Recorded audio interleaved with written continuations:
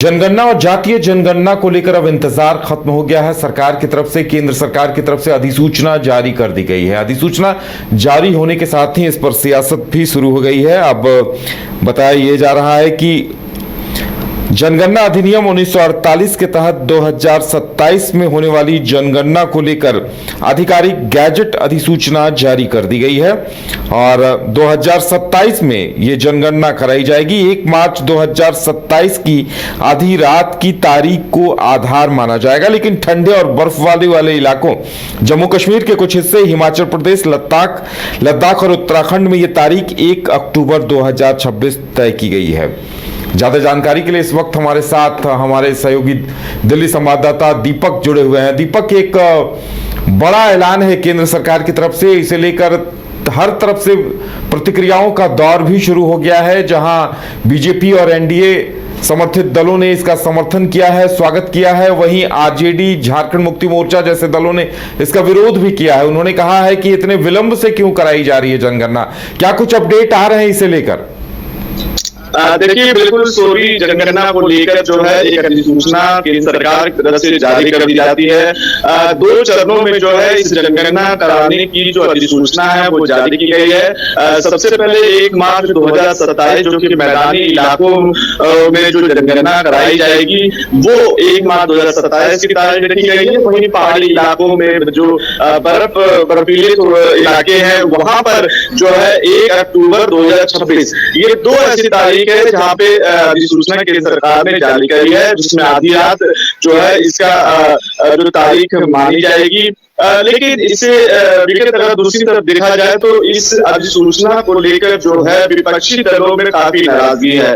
लेकिन मगर उससे पहले मैं आपको बता दूं, कल जब एक अधिसूचना सरकार की तरफ से जारी होती है तो उसके अंदर जो है सिर्फ सेंसस नोटिफिकेशन को लेकर ही जो है एक राजपत्र जो है वो जारी किया जाता है। उसमें कास्ट जैसे शब्दों का प्रयोग नहीं होता है। लेकिन ऐसे में ये माना जा रहा है कि जो जनगणना होगी उसमें जातिगत तौर पर और जनगणना, ये दोनों जो आधार है वो इस जनगणना के जो कराई जाएगी उसका एक आधार माना जा रहा। लेकिन इसी मुद्दे को देखते हुए कांग्रेस ने भी बड़ा हमला बोला है। जयराम रमेश ने ट्वीट करते हुए कहा कि जिसका हमें इंतजार था वो काफी देरी से हुआ, लेकिन खोदा पहाड़ निकली चुई है जैसे शब्दों का प्रयोग जो है वो जयराम रमेश ने किया। उन्होंने कहा काश जैसे शब्दों का प्रयोग जो है उस नोटिफिकेशन के अंदर जो है नहीं किया गया। जातिगत जो जनगणना कराने को लेकर लगातार जो सरकार बात कर रही थी, इसकी जो सबसे ज्यादा कोशिशें जो थी वो खुद कांग्रेस ने सबसे पहले की। लेकिन ऐसे में ये कैसे मान लिया जाए कि जातिगत जनगणना है कि ये नॉर्मल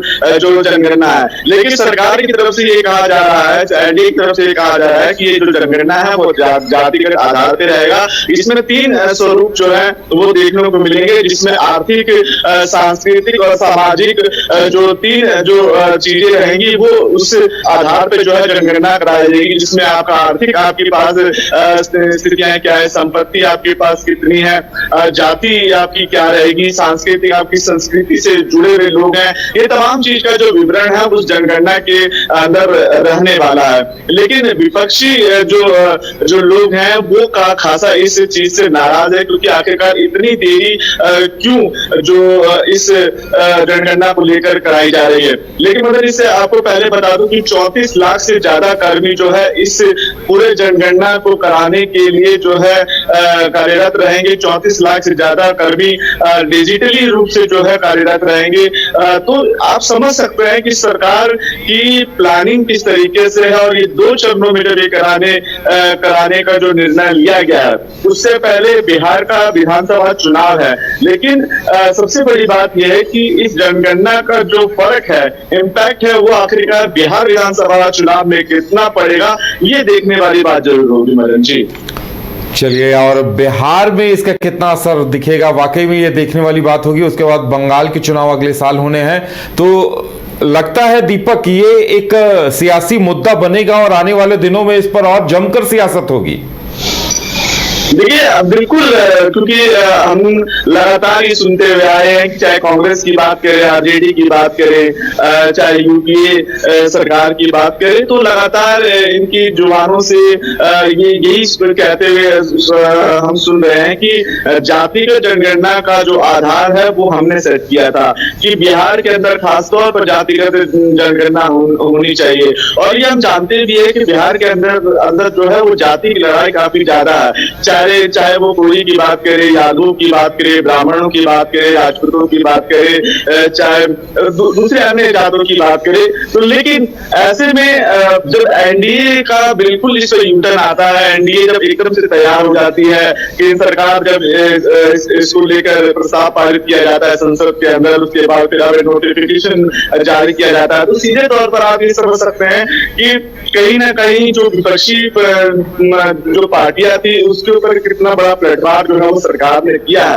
हालांकि इसका एक बड़ा इम्पैक्ट जो है बिहार के अंदर देखने को जरूर मिल सकता है, लेकिन ये 2027 तक जो है ये कराने की बात की जा रही है। लेकिन ऐसे में लोगों के मानसिक तौर पर जो है कितना ये घर करेगा, कितनी जो स्थिति जो है वो एनडीए के लिए जो बेहतर हो पाएगी बिहार के अंदर, बिहार की जनता क्योंकि एक अलग माइंडसेट से जो है वो वहां पर रहती है, एक अलग तरीके का सोच है बिहार की जनता के लिए, तो कितना बीजेपी को भुना पाती है एनडीए, वहां पर अपना जो किला है वो कितना फतेह कर पाता है, ये बड़ी बात है। लेकिन ऐसे में देखिए तेजस्वी यादव के लिए ये राह इतनी आसान नहीं है, और ऐसे में अब नोटिफिकेशन जारी करने के बाद तमाम जो पार्टियां हैं अपने अपने दलों के साथ बिहार के लोगों को कितना अपनी ओर खींच पाती है, ये सबसे बड़ा सवाल रहेगा। क्योंकि 2027 तक का एक बड़ा लंबा समय मरण अब हो चुका है। हालांकि 2 चरणों में बात कही जा रही है कराने के लिए, तो लेकिन 2027 के मैदानी इलाकों में सबसे ज्यादा